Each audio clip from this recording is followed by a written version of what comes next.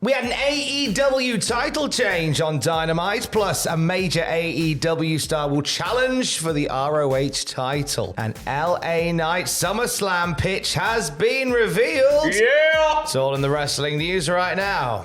Blood and or guts on our televisions last night. Before we get into that, a title change on Dynamite last night. You what? Jack Perry is the new FTW champion. Now, the finish of the match saw referee Paul Turner get knocked out and Perry smashing Hook with the FTW title as well. And that just led to the win. He got it 1, 2, 3. And then this then concludes Hook's 357-day reign as the FTW champion. Now, as we all saw before the match started, Jungle Boy is dead. He killed himself. Well, I don't know if can we say that on killed YouTube? his persona. Yeah, he killed his persona. Yes. And buried his persona, and now has a new persona, which is a rubbish persona. It's just a angry Hollywood man that comes out to Beethoven's Fifth. Yeah. Because of reasons. Do you know what? I'm optimistic that this might lead to something good. I'm excited. I like that he's using Beethoven's Fifth Symphony now, which kind of takes away from the singability of his previous theme. Actually, it's quite a da-na-na-na-na. You can still sing that, I guess. Of course it is. You know what I mean? If they really want, I think if they really wanted to go, right, don't sing along at all. Yeah. I'd have maybe had no music. Oh. A la Ciampa in NXT that time. Oh, hello. Having come out to nothing. So Jack Perry, the new FTW champion, and we could have new tag team champions. If MJF and Adam Cole have anything to say about it, they double team clotheslined their way through the blind eliminator tag team tournament. They won the whole thing, beating Sammy Guevara and Daniel Garcia in the final last night, and they are going to challenge FTR on next Saturday's Collision. I can't wait. I thought they would have saved the double clothesline for that match, for the title match, but here we are. It was the right time to do it in the final. I think you're right, it was the right time to do it, because at the end of that match, Adam Cole had hold of the AEW World Championship. He was going to held it and lingered on there for a little bit. His eyes were sort of drawn to the prize, and MJF was like, "What are you doing with that?" And he was like, "I was just giving it to you. I'm just giving it to you. Don't worry about it." There's a bit of tension. The seeds are being thrown hither and thither, and yes. Now, the bar is incredibly high for this tag title match, because FTR last Saturday, oh my days. The last few Saturdays with Bullet Club Gold, Mr. Jay White and Juice Robinson, they've been putting on some absolute bangers. Unreal. We'll see whether they can top that next weekend. Also, I want to give this some love before we get into Blood and Guts. On AEW social media, we see Renee Paquette and RJ City promoting Shark Week on the network. We get a sighting of Chompy the Shark, the Shark Week mascot, and we get a brief cameo from classic TNA star Shark Boy. Hey. Love that for him. Love that story. Stone Cold Shark Boy. He was my favorite. I love Stone Cold Shark Boy. It's so good. Lest we forget, that's a real hangover from Kevin Nash's booking of the X Division. Yeah, it is. If that gets to take it that far back. Now, Shark Boy wrestles very sporadically these days. It was back in 2005 that he filed a lawsuit against Miramax Films over the Shark Boy and Lava Girl movie and over a trademark infringement. Yes. It was settled for an undisclosed amount.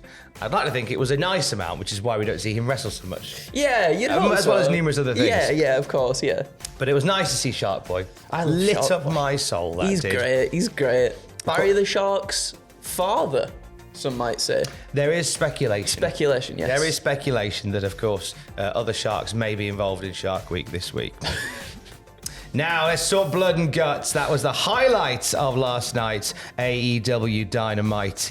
How did it go down? It went down something. Let me tell you. So last night, the Golden Elite actually defeated the Blackpool Combat Club, Tenosuke Takeshita and Pac, in that said Blood and Guts match. Now, near the end, however, Castagnoli accidentally uppercutted Pac. They put Kenny in the corner and everyone was having a run at him, but Kenny swapped it, put Pac in place, and then before Claudio knew it, boof, he was uppercutting y'all Pac, leading to Pac actually leaving the match. He was like, I'm done. I don't want anything to do with this. Flip off the crowd, flip off everyone, I'm off. And then on Twitter afterwards, Castagnoli challenged Pac to step up at Ring of Honor Death Before Dishonor, a challenge for this Friday that Pac has indeed accepted.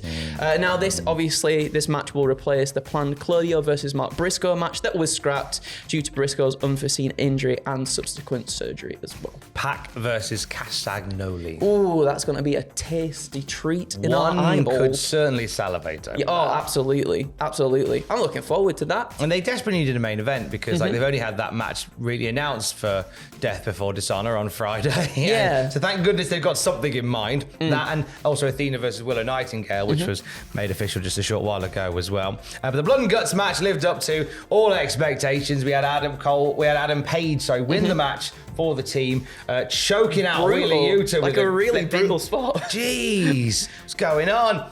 When Dynamite went off the air, some lovely video doing the round of Kota Ibushi, who just bumps into the tacks. Just throwing tacks on his tatars, and then he goes, it just does a back bump onto them as well. What a man. Kota Ibushi doing Kota Ibushi things in Blood and Guts last night. Let's move over to the WWE side and let me talk to you. Yeah. LA Knight flavored news to end on, and a pitch for a SummerSlam match that didn't end up happening. Ooh, so this was uploaded yesterday, but it was recorded pre-Money in the Bank, and it was during the Logan Paul's podcast Impulsive, where he had Seth Rollins on as his little guest there. His little guest.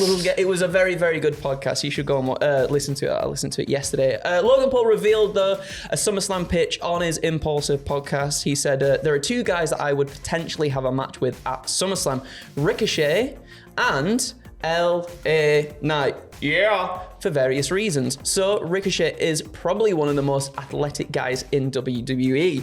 Then on the other hand, I see old man Ricka LA Knight coming into WWE. They love him. I hate that they love him, and they hate me, and they hate that I hate him. We've got a little bit of a thing. I was in his face last night, which was the June 30th SmackDown, and it felt a little real. Like, I don't think he gets my thing that well, and neither does the WWE Universe, and he sort of speaks for them, and they appreciate the time and the fact that he's earned it, and I would love to take all of that away from him in one night. Hey, Triple H, you've got 2 packs. Old man Ricka. I resent him being called Old man Ricka as a fellow 39-year-old.